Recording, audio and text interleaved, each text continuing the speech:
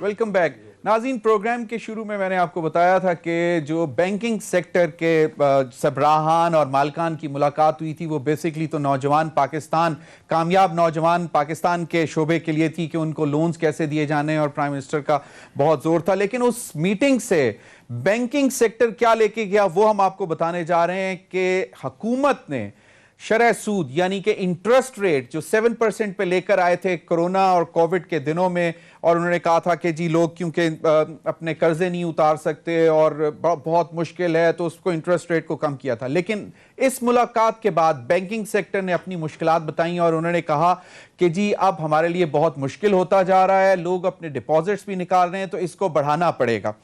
اور یہ جو صورتحال بنی ہے، تجویز جو ایک سمری ہمارے ذرائع کے حوالے سے ہمیں پتہ چلا ہے، جو سمری تجویز جو سمری کے ذریعے جو تجویز کیا جا رہا ہے ریٹ وہ 11% کائبر کا تجویز کیا جا رہا ہے. لیکن اب یہ کابینہ فیصلہ کرے گی، ای سی سی اس کو منظور کرے گی اور پھر ای سی سی کا فیصلہ کابینہ میں جائے گا کہ اس کو کتنا. ذرائع کا یہ کہنا ہے کہ جی یہ 7% سے 9.5 یا میکسیمم 10% تک شاید بڑھایا جا سکتا ہے. انٹرسٹ ریٹ اس وقت بڑھانے کی ضرورت پیش آ رہی ہے جب حکومت مہنگائی کو کنٹرول کرنے میں مکمل طور پر ناکام ہو چکی ہے اور شرح نمو جو ہے وہ 1% سے بھی کم ہے. یعنی کہ جی ڈی پی گروتھ جب کم ہو تو ان دونوں فیکٹرز کو سامنے رکھتے ہوئے اور جب ڈالر جو ہے وہ اپریشیٹ کر جائے تو اس صورتحال میں یہ پاسبل نہیں ہے. اس کا کیا امپیکٹ ہوگا یہ بھی ہم بات کرتے ہیں. ڈاکٹر عابد سلیری صاحب نے مجھے جوائن کیا ہے، سینئر اکانومسٹ ہیں. ڈاکٹر صاحب یہ ہماری خبر میں نے ابھی آپ کے ساتھ شیئر کی ہے کہ ایک سمری موو ہو چکی ہوئی ہے کہ انٹرسٹ ریٹ بڑھایا جائے. حکومت جو اس وقت تک ہمیں نظر آ رہا ہے کہ اپنی پالیسیز کے حوالے سے، معاشی پالیسیز کے حوالے سے بالکل فیل ہو چکی ہے، اور ہماری اس وقت معیشت، آپ مہنگائی دیکھیں، شرح نمو دیکھیں، انڈسٹریل گروتھ دیکھیں، ٹھیک ہے جو ریمیٹنسز کے حوالے سے یہ کہتے ہیں کہ جی لیکن اس کی بھی ایک اور تھیوری ہے کہ کس طرح پیسہ یہاں سے باہر جاتا ہے اور پھر وہ واپس آ رہا ہے. تو یہ کیا آپ کو لگتا ہے کہ اس سے کوئی فائدہ ہوگا، یا یہ جو پہلا فیصلہ تھا کہ میرے خیال میں 12% یا 13% سے 7% پہ لائے اور اب پھر دوبارہ بینکنگ سیکٹر کے کہنے پر بڑھا رہے ہیں، اس سے بنے گا کیا؟ اور پھر کیپٹل مارکیٹ کو، جو سٹاک مارکیٹ ہے، وہ کیسے ریئیکٹ کرے گی اس پہ؟ جی شکریہ ضمیر. میرا خیال ہے کہ اس وقت پاکستان اکانومی جو ہے وہ ایک سے زیادہ چیلنجز کا اس کو سامنا ہے. انٹرسٹ ریٹ کی بات، جو بینکنگ سیکٹر جو تھا، بینکنگ سپریڈ کم ہو گیا تھا، بینک کا پروفٹ کم ہو گیا تھا، لوگوں نے اپنی سیونگز وہاں سے نکلوانا شروع کر دی تھی، وہ تو ایک چیز تھی. دوسری چیز جو کہ اس وقت شاید اس فیصلے کو انفورس کروانے کا باعث بنے گی، اور میں آپ کی ریڈنگ سے اور آپ کے انالیسس سے تھوڑا سا متفق ہوں، وہ یہ ہے کہ اس وقت انفلیشن جو ہے وہ قابو میں نہیں آ رہی.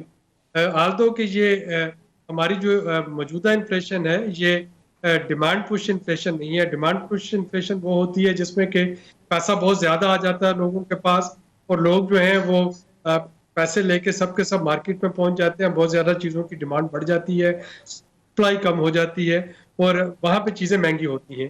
تو ہماری جو اس وقت انفلیشن ہے یہ تھوڑی سی کاسٹ پش انفلیشن ہے، یعنی کہ جو کاسٹ آف پروڈکشن ہے ایک تو اس میں اضافہ ہو گیا، کچھ کاسٹ آف امپورٹس میں اضافہ ہو گیا روپے کی ڈیپریسیشن کی وجہ سے. تیسرا کچھ پالیسی میئرز اور ایڈمنسٹریٹو میئرز جو تھے وہ افیکٹو نہیں رہے، جس کی وجہ سے کہ گندم کا بحران پیدا ہوا. بس میرے خیال میں جو پروکیورمنٹ سیزن تھا اس میں پرائیویٹ سیکٹر کو اور فلاور مل کو گندم کی خرید سے روکنا پنجاب میں، وہ ایک بنیادی ٹریگر ثابت ہوا جو گندم ہولڈ ہوئی ہے. کیونکہ جو محکمہ خوراک پنجاب تھا اس نے تو صرف 25% پروڈیوس خریدی تھی. ڈاکٹر صاحب اس انٹرسٹ ریٹ بڑھانے سے فائدہ کیا ہوگا، کس کو فائدہ ہوگا؟ میں اسی پہ آنا چاہ رہا تھا کہ جب انفلیشن بڑھ جاتی ہے تو جو تھیری آپ کو بتاتی ہے وہ یہ ہے کہ انفلیشن کو روکنے کے لیے انٹرسٹ ریٹ بڑھا دیا جائے، اور گو کہ ہماری موجودہ انفلیشن جو ہے وہ ڈیمانڈ ڈریون انفلیشن نہیں ہے، وہ کاسٹ پٹ انفلیشن ہے. لیکن اس کے باوجود جو حل نکالا جائے گا تھیوریٹیکلی وہ یہی ہوگا کہ جی چونکہ مہنگائی قابو میں نہیں آ رہی تو چلیں انٹرسٹ ریٹ جو ہے وہ بڑھا دیتے ہیں. اور ہم نے پہلے ہی کہا تھا کہ اگر انٹرسٹ ریٹ نیچے آئے گا تو مہنگائی بڑھے گی. तो अब महंगाई बढ़ गई है, लिहाजा इंटरेस्ट रेट बढ़ाना डॉक्टर पड़ेगा। साहब क्विकली, आई नो आपने किसी और चैनल को भी टाइम दिया हुआ है। माय पॉइंट इज कि जब इंटरेस्ट रेट कम किया गया था तो स्टॉक मार्केट 6000 पॉइंट्स प्लस गई थी और कहा यह गया था कि उस वक्त सीमेंट, ऑटोमोबाइल और फर्टिलाइजर सेक्टर ने बहुत गेन किया था। तो अब अगर ये एकदम इस तरह बढ़ा देंगे तो ये मार्केट कैसे रिस्पॉन्ड करेगी इस पर? देखिए ज़मीर, इसमें I don't want to be speculative, but मतलब एक फंडामेंटल, इकोनॉमी का फंडामेंटल। इस पे दो स्कूल ऑफ थॉट है। एक स्कूल ऑफ थॉट तो आपको ये कहेगा कि जी जो इंटरेस्ट रेट है, जो बैंकिंग का इंटरेस्ट रेट काइबर है, उसका शायद मुझे या आम शहरी को उसका कोई खास फर्क पड़ना नहीं चाहिए, क्योंकि गवर्नमेंट जो है वो क्राउड आउट कर देती है बोरिंग ऑलरेडी। अगर हम बात करते हैं स्मॉल एंड मीडियम एंटरप्रेन्योर की, अगर हम बात करते हैं ज़मीर हैदर और आबिद सुलहरी की, तो कितने हम में से ऐसे लोग हैं जो कि बैंक में जाते हैं लीज पे कोई चीज़ लेने के लिए या मॉर्गेज पे कोई चीज़ लेने के लिए, या हम ये अफोर्ड कर रहे होते हैं कि हम क्रेडिट कार्ड पे लंबी लंबी जो है वो स्पेंडिंग कर रहे हो। तो एक स्कूल ऑफ थॉट तो ये कहता है कि अगर इंटरेस्ट रेट बढ़ता है तो उसका आम जो फर्द है शायद उस पे, आम शहरी पे कोई खास असर नहीं पड़ता, बिजनेसेस पे पड़ता है। सही। डॉक्टर साहब वेरी क्विकली, मतलब government is the biggest borrower, तो उनका जो अपना जो लोन उन्होंने लिया हुआ है इस जमाने में, इतने अरसे में लिया है, एक तो वो भी महंगा हो जाएगा और आइंदा जो लेंगे वो भी हाई इंटरेस्ट रेट पे लेंगे, तो फायदा क्या हुआ? तो आपने जो डेट सर्विसिंग करनी है उसमें भी आपको नुकसान होगा। उसमें भी नुकसान होगा। तो यही वजह है कि इस वक्त जो इकोनॉमिक डिसीजन मेकर्स हैं वो शदीद परेशानी का शिकार है, और वो इस गुत्थी को कहीं ना कहीं से सुलझाने की कोशिश कर रहे हैं। जो एक सिंड्रोम बन गया है कि एक तरफ महंगाई काबू में नहीं आ रही है, दूसरी तरफ आप इंटरेस्ट रेट बढ़ाते हैं तो वो तमाम कबाहतें जो आपने कहा है वो सर उठा लेंगी, और तीसरी तरफ गवर्नमेंट की अपनी जो डेट सर्विसिंग है वो बढ़ जाएगी, जो पब्लिक डेट है उसमें इजाफा हो रहा होगा। इसके ये जीरो सम गेम अब भी इस वक्त प्राइम मिनिस्टर खुद कहते हैं कि महंगाई सबसे बड़ा चैलेंज है और उसको कम करना है, तो उसके लिए यही मूव बचती है फिलहाल, इंटरेस्ट रेट बढ़ाना। जो आपको थ्योरी है वो यही बताती है कि यही मूव बचती है फिलहाल। बहुत बहुत शुक्रिया डॉक्टर आबिद सुलहरी साहब। अनवर बेग साहब, आपने डॉक्टर आबिद साहब की भी बात सुनी। माशाल्लाह आप बहुत गहरी नजर रखते हैं पाकिस्तान की इकोनॉमी पर।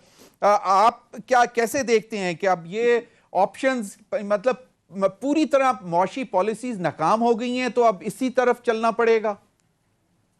जमीर साहब, this country is governed bye mafias.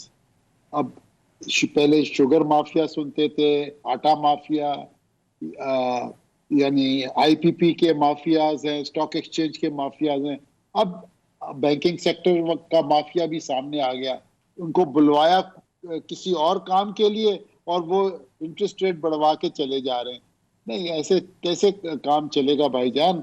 I am not an economist, but problem ये है कि अभी आपने कम किए थे, बिजनेसमैन खुश हुए थे इस बात पे कि चलो इंटरेस्ट रेट कम हुआ, कुछ कारोबार करेंगे।